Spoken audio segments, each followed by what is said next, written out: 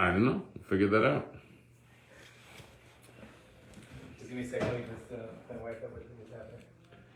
Welcome. We're in Rabbi Barra Goldberg's house here. God bless him. God has blessed him. And we're coming from after my nephew's bar mitzvah. He gave a pilpul that was incredible. It's hard to fathom what these children accomplish at such a young age. So come on and join in. It's Chai Elul. It's the highest. It's the life of Elul. The month of Anila Deidivadeli. The month of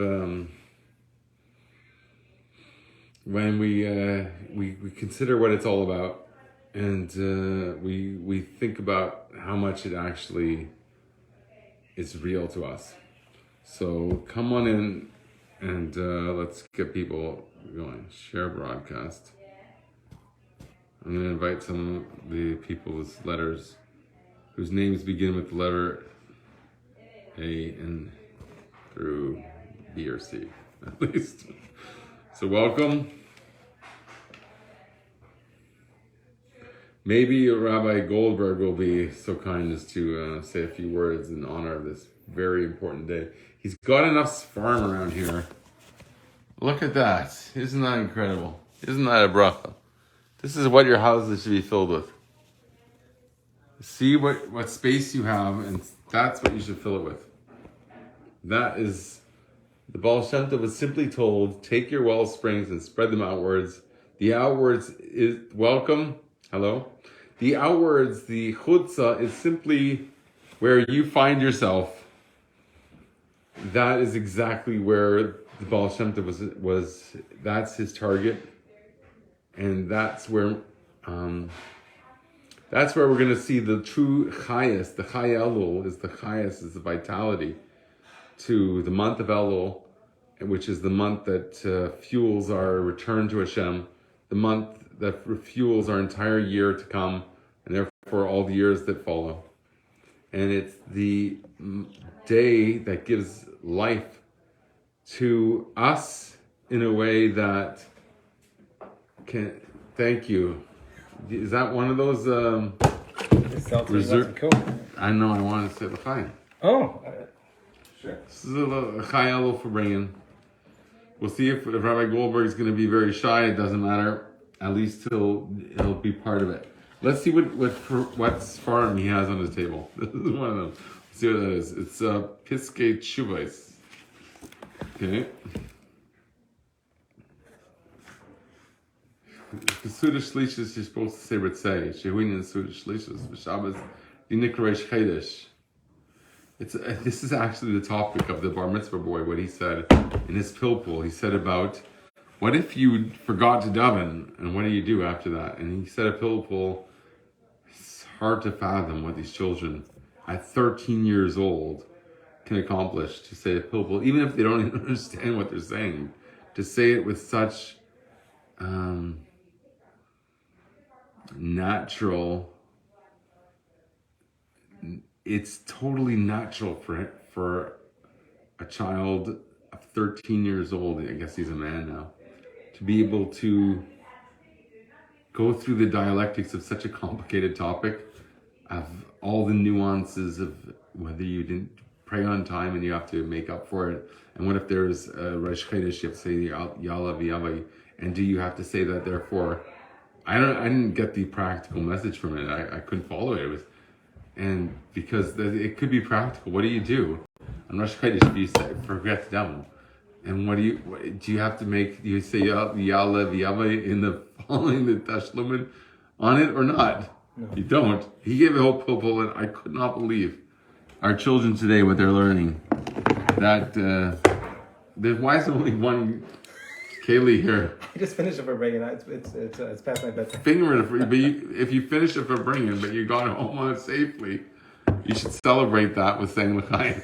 Well, we have extra bed for you downstairs. We're upstairs actually too. What, you think a Tesla doesn't have a bed in it?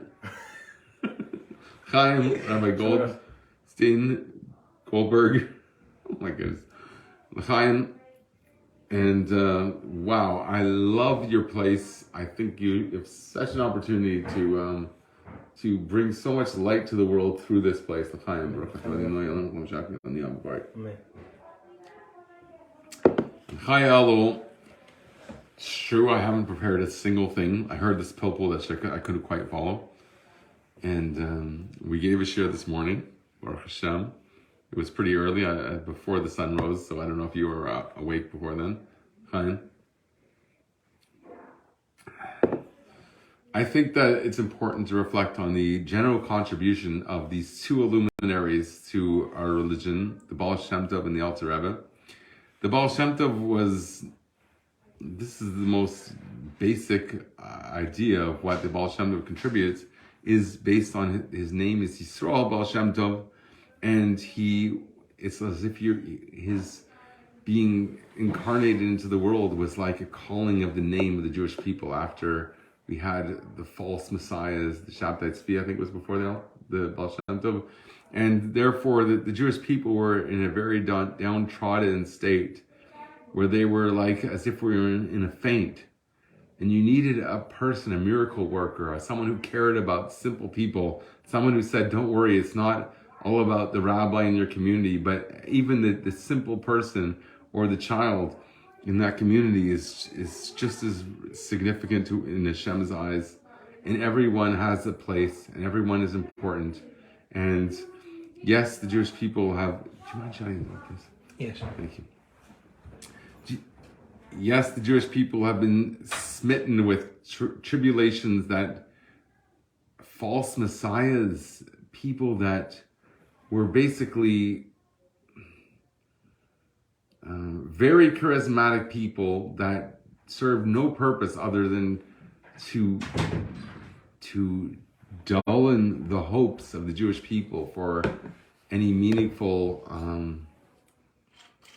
divine intervention in the form. The main intervention Hashem gives us is through two things. Either it's through miracles, which we should merit to have in our life. That the rules of nature itself is sort of overcome or sort of put aside so that we can continue. We can excel, or through righteous souls that were born into the world. So the Baal Shem Tov is the primary example of a soul that's brought into this world simply to light people up, to bring people who were a very uninspired states, thinking that their lives were very menial and very materialistic, just because times were rough, and show them that even through that difficulty, Hashem's with them every step of the way. The Baal Shem Tov traveled around against his will, because he loved a fellow Jew, but anyone benefits from having a regular cycle in their life. The Baal Shem Tov would wander and travel and meet people. Typically, a righteous person doesn't want to integrate with people by nature, because their efforts are so pure and people are so immersed in a material world. But those people that are immersed in the material world are so important. So a tzaddik has to overcome his personal path of self development and what did Maslow call it? What did Maslow call it? At the top of the Maslow's pyramid, right? What was the top? Yeah. Self-actualization. Moshe Rabbeinu's children did not experience. Have you ever heard of Moses' children? You probably haven't. Moshe Rabbeinu had a particular path that did not accommodate the needs of family life because he was so otherworldly. He had to be so pure to be able to give it the Torah for the Jewish people, not only for that generation, for all generations, had to benefit from his pure insights. And that caused him to be so removed from the physical world that even his children did not benefit. His wife, Tzipora, who was mentioned at this Bar Mitzvah, is that in the very perplexing terms, which I didn't quite understand, as if I didn't really understand it, to be honest, but it was a sacrifice what he did. Yosef Atzadik before him, Joseph, also sacrificed for the sake of being a leader of the Jewish people. He lost 10 tribes in his attempt, or it's not his attempt, his success in being genuine. He lost 10 tribes that were destined to come to him. He was supposed to have 12 tribes, just like his father Jacob, Yaakov Avinu, had 12 tribes. He only had 2 tribes, which is more than any of his brothers, who only had 1 representation out of 12. He had 2 representations. Because of his status, he was considered like king in his time, Yosef, because his mother was the Keres Abayis, and he was therefore the firstborn, in a sense, of Yaakov, his father, and he therefore was supposed to be on par with his father, and therefore due to have 12 tribes come from him. But in his trials and tribulations with the physical world, which he succeeded in conquering, it rubbed off on him in such a way that the next generation suffered because of it, the ones that were destined to come out from him. But the Jewish people on a whole actually benefited because he became a prototype and a leader of the Jewish people. And even Moshiach ben Yosef comes from him, and therefore the path of salvation for all of the descendants of the Jewish people have some salvation through what Joseph contributes to the Jewish religion. Chaim.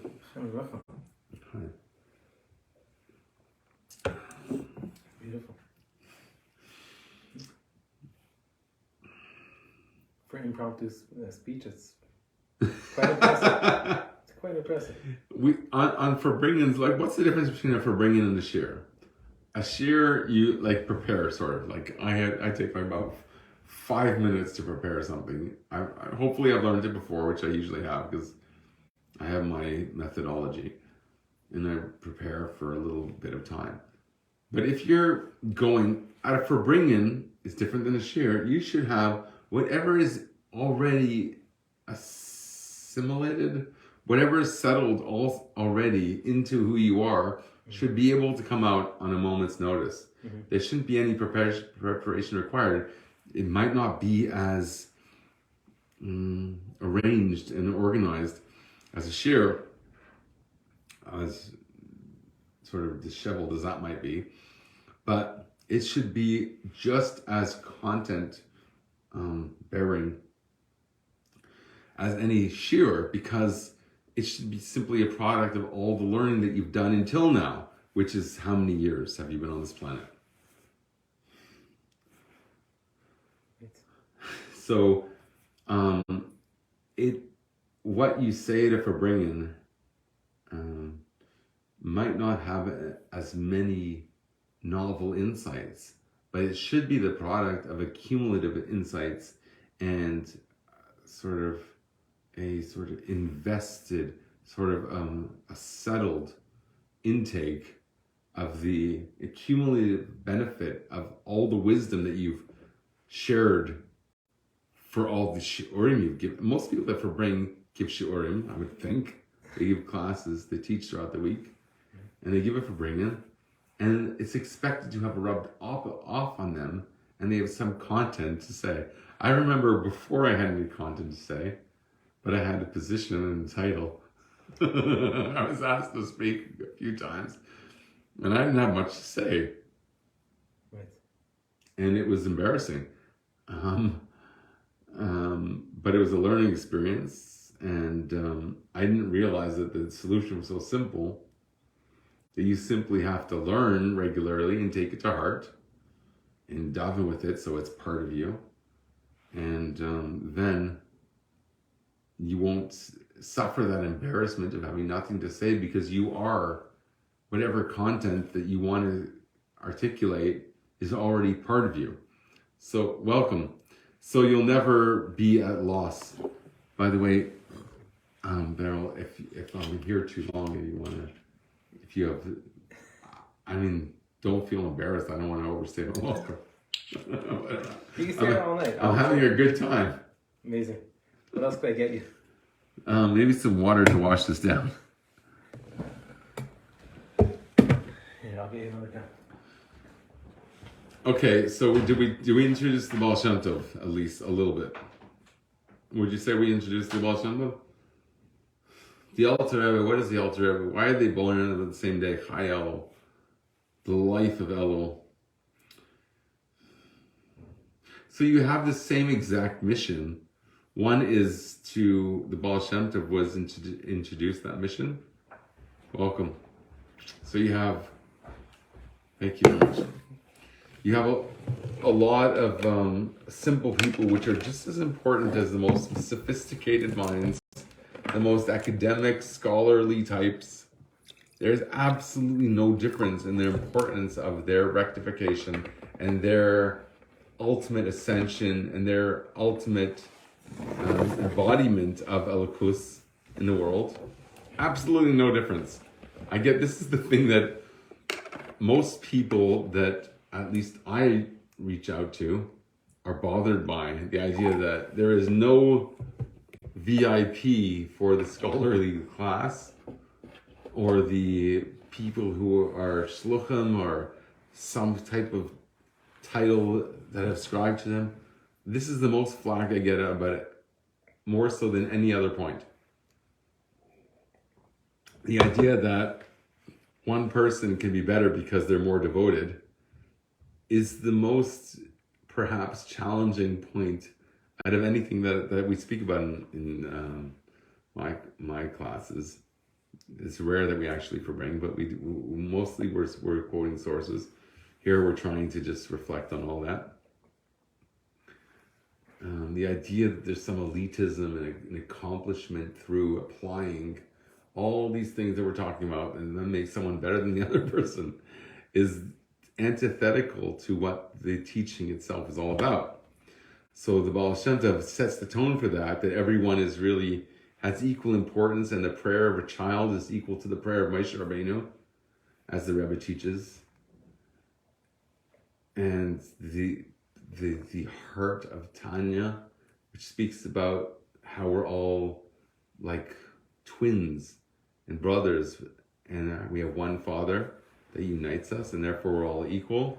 That's something that is fundamental and a foundation of Chabad, a foundation of Chassidus, and something that anything that runs contrary to that sort of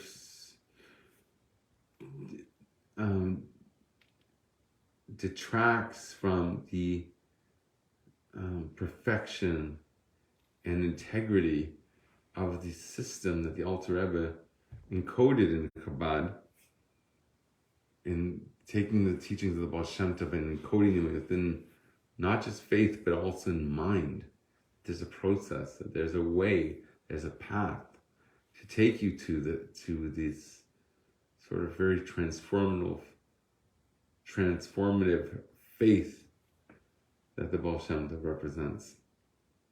There's there's a path that acknowledges the step-by-step process that you have to take to get there.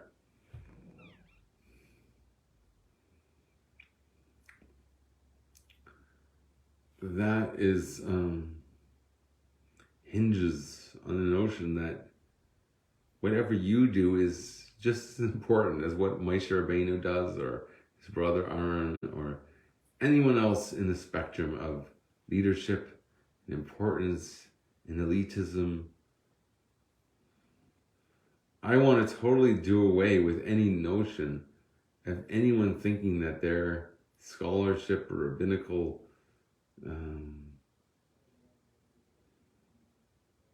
accolades has afforded them, but that everyone is in an equal playing field, because yesterday they were someone and today they were someone who they can be, and that someone who they can be is in their hands, just like it is in the hands of the greatest tzaddik. So we assume a fitting place for us in the place that we want to put ourselves in. Some people put themselves in a place that's unbefitting of them because they need to learn the lesson of the importance of driving out of there and shooting a star across the sky. Hi. The premise of me coming here was to sober up for bringing. So the same Chaim with you is only extending the invitation.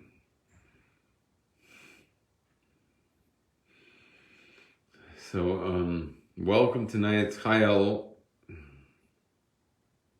Don't be shy if you have questions or insights to share with us.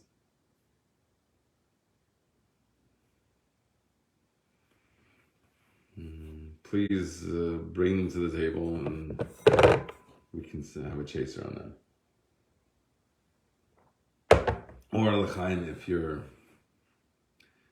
serious. Chaim to you. It's only 10 o'clock. I don't know why everyone's already asleep. They moved on from Facebook to a different platform at this hour. So maybe we'll just peek into one of the farms that's at my reach. And since Rabbi Goldberg is not accessible right this second,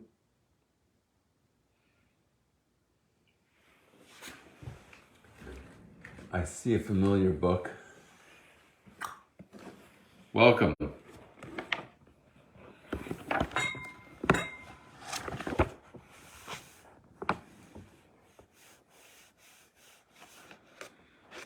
There's so much that's written that it's necessary to have a class on why we should, or how we should relate to all of this Chassidus.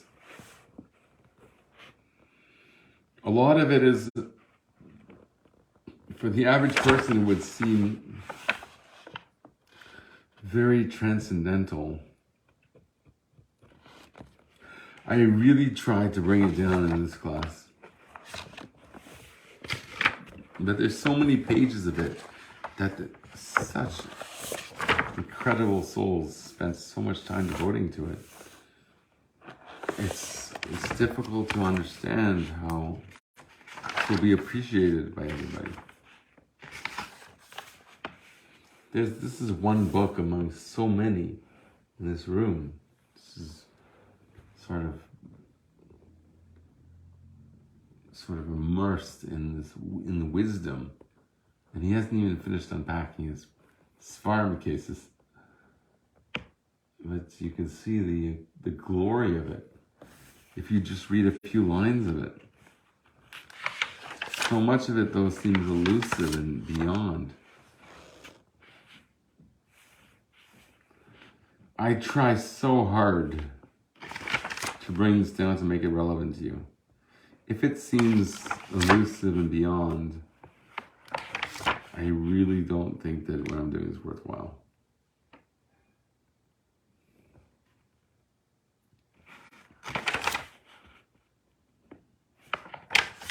But the volume of the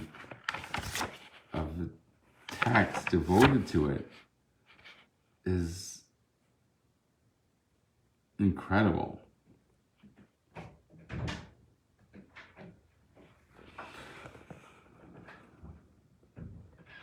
Rabbi Goldberg, can I just ask you a question?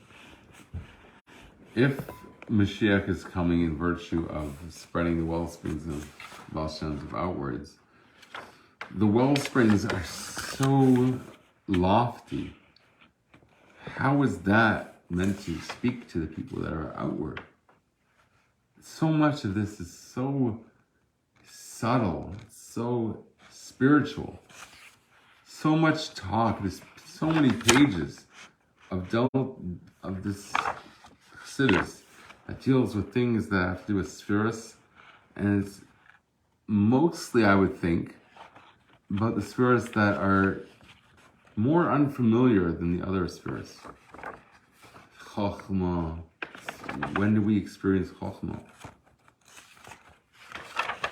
Can I just try and get your thoughts reflecting on that? Well, it doesn't say that they have to be received and internalized. It means they have to be spread out and the world has become cognizant of these ideas. Whether they become integrated into people's psyche is, I don't think is one of the criteria for Moshiach. Why are Bikurim then brought in a tenet, which is a basket that becomes fundamental in the gift to the Kohanim, which sort of they represent Hashem. So you are giving something that has to be presented before Hashem in a vessel. And the Rabbi in Dvar Malchus and Tafshin and Aleph speaks about how that represents the idea of taking these first fruits, the gifts from Hashem, the acknowledgement to Hashem, and saying that has to be something that's internalized. And the whole process becomes something that's the word tenet. It has to be placed in the Bikurim, has to be placed in the tenet, is the tamim, the tenet, the kudais and the isis of the Torah. The tamim, the taimei Torah, is the reasons, the meaning behind the Torah, which becomes the platform for engaging a person who is a product of rational experience. So rational experience becomes the venue of the Dir Batatani, the place where Hashem wants to dwell. So for sure, our goal is in order to internalize Elikus, to have the tenet. But that's the goal of every person who wants to be a Lubavitch, who wants to be a Chassid, who really wants to serve Hashem properly. They have to internalize that. But to achieve yafutzu mayanotcha is just yafutzu. It just has to be dispersed. The mayanotcha have to be dispersed everywhere. Whether it penetrates, the streams have to go everywhere. Whether it penetrates the ground or not that's not our concern. Our concern is just simply to let the whole world know about it. The Rebbe speaks about the importance of translation, for example, that allows it to be taken to the chutzah. Well, that makes it available. It's our job is to make it available. We can't force people to internalize it and to absorb it and digest it. Why does the Zohar use the most tangible examples for godly things, if not to speak to things in ways that people relate to, so that they can have a foundation for understanding what the analogy is, what the meaning behind it is. So therefore, Shir Shirim is a whole story of, it seems very base and very material, the needs of a person to find completion in another, and that represents the deeper secrets of the soul's journey towards its infinite origin in Hashem, if not to express that the pathway towards experiencing meaning and a meaningful life and a life devoted to Hashem is through using the world we live in and all the things that command our attention in it as the main avenue for achieving or approaching the destiny of finding connection to Hashem. I don't see how that. That's the wrong one. I'm on this one. You see the Chaim water too, but I don't see how that rebuts my statement that. I don't know if it works that way. I don't know how the technology works. Okay, I think I might have pressed the wrong button by accident. Go on. Yeah, I mean, basically the point is that yes, you're saying that the goal for all of us is to try to absorb Elikos.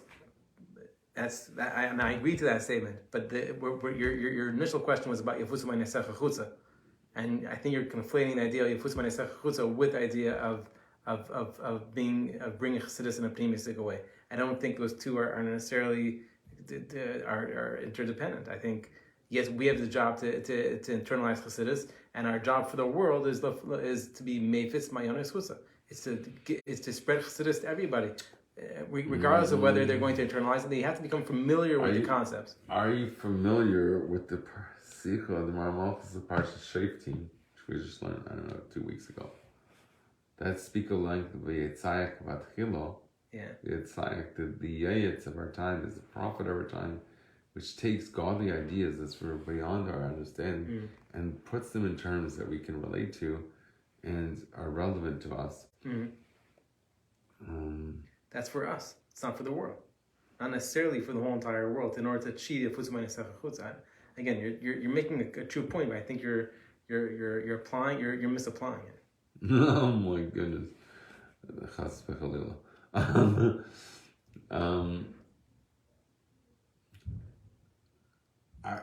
I've seen emphasis in Dvar Malchus, the final talks of the Rebbe, repeatedly about the importance of translation, which means to take information that might be very godly and very abstract and be able to relate it in terms that the people of the generation understand. That process itself becomes integral to the idea of disseminating the wellsprings of Chassidus, and therefore the Alter Rebbe, who represents the Chabad, the ability to take something that's faith-based, that's beyond our ability to really understand, and put it in terms that if you follow this methodology, you will be able to take something that's faith and make it something that's real to you, that resonates with you through the meaning behind it, the tam, the reason. So I'm so committed to the idea that meaning has to be communicated and therefore articulated in ways that speak to the people. So that makes the people become primary in importance in terms of understanding the people, the masses. Remember, the academic community is maybe 1% of the entire Jewish population. And that 1% has good thinking, good ideas, godly ideas that have to be communicated to people that for the most part, live in very practical realms, and the wisdom that if we communicate it successfully, that we reach those people, ends up being a salvation in terms of bringing meaning into their life, and the ability to see how they also have a direct connection to Hashem. Does that make sense? Fine. The more l'chaims I say, the more I'm going to be stuck here to your carpet. I have to call Chaim David to come and pick you up. I can't believe you're so close finally to our community. I'm going to be at Edinburgh, but... I'm chasing you away. Sending you further out. No, I'm coming closer. So, you're there as a shliach, you know that. Absolutely. What was the Hayomim like 2 days ago? Like wherever we're sent to such shlichus. The truth is, I could use a 2-minute break if you want to, for bring for a minute with the people. I only for bring for a minimum of 1,000 people. Well, there's a 1,000 today. Anyway, in a little bit. So thank you so much for tuning in on Chayal.